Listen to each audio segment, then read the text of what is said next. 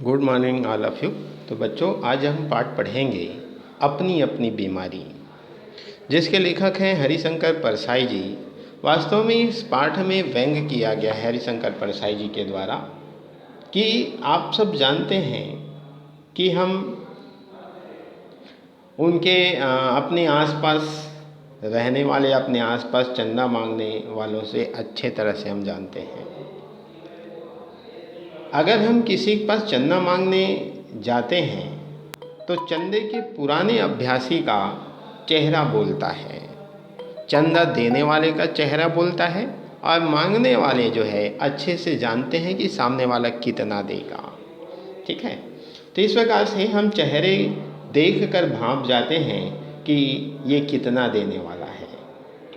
वास्तव में चंदा मांगने वाले और देने वाले एक दूसरे के शरीर की हाव भाव या गंध जो है बखूबी जानते पहचानते हैं।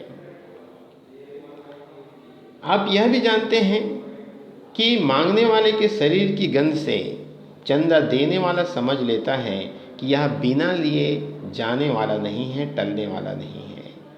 हमें बैठते ही समझ में आ गया कि ये नहीं देंगे। वे शायद समझ गए कि ये टल जाएंगे, फिर भी हम दोनों पक्षों को अपना कर्तव्य तो निभाना ही था।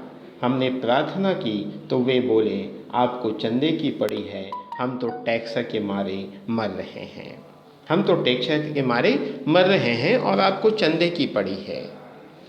आप जानते हैं, हम जब चंदा मांगने जाते हैं तो आप लोगों ने देखा होगा कि हमें तरह तरह की बात सुनने जाते हैं, मिलने को आता है।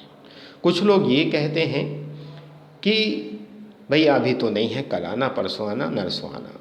ठीक है, इस प्रकार से चंदा देने वाला यह भी जानता है कि ये बगैर ले तो मानेंगे नहीं, और चंदा मांगने वाला यह भी जानता है कि ये कितना देगा। मांगने वाला जो है बड़े चतुराई से साथ कहता है, जैसे कोई 500 रुपया दे तो कहने लगता है, भैया पिछले साल तो 500 दिए थे, इस बार थोड़ा ज़्यादा दे दो, और इस प्रकार से 600 में डन हो जाता है। तो इस प्रकार से एक व्यक्ति कहने लगता है, आपको चंदे की पड़ी है और हम तो टैक्स के मारे मर रहे हैं। सोचा यह टैक्स की बीमारी कैसी होती है। बीमारियां बहुत देखी है, निमोनिया, कैंसर, हैज़ा, मलेरिया, ऐसे बहुत सारे बीमारी देखी है, लेकिन ये टैक्स की बीमारी होता कैसा है। वास्तव में टैक्स की बीमारी जिसे होता है वो पूरी तरह स्वस्थ और प्रसन्न दिखाई देता है।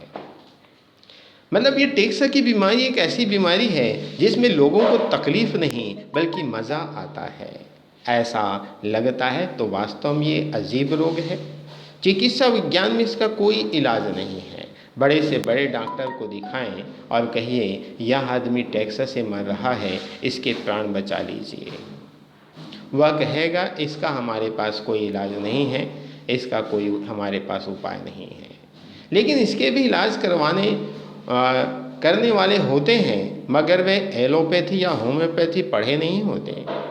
इसकी चिकित्सा पद्धति जो है अलग है। इस देश में कुछ लोग टैक्स की बीमारी से मरते हैं और काफ़ी लोग जो है भूखमरी से मरते हैं।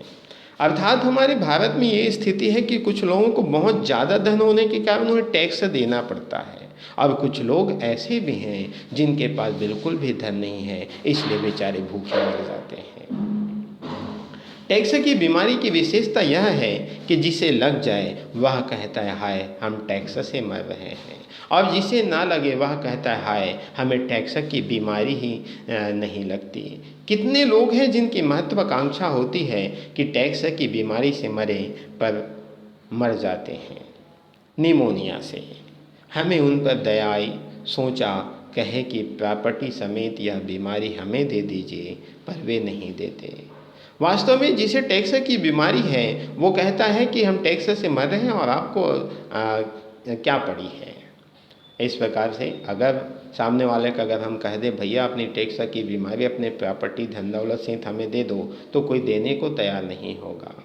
कमबख्त ये टैक्स की बीमारी ही ऐसी है कि जिसे लग जाए उसे प्यारी हो जाती है।